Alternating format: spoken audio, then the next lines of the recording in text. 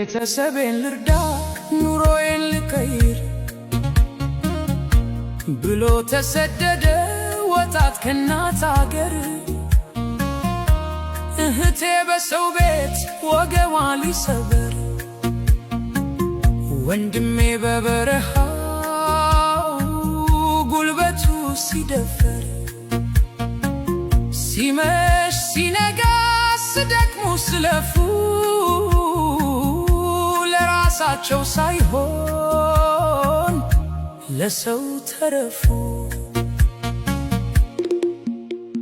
ዋይ አይ ስደት፣ ዋይ ስደት፣ ይሄ ምን ይባላል?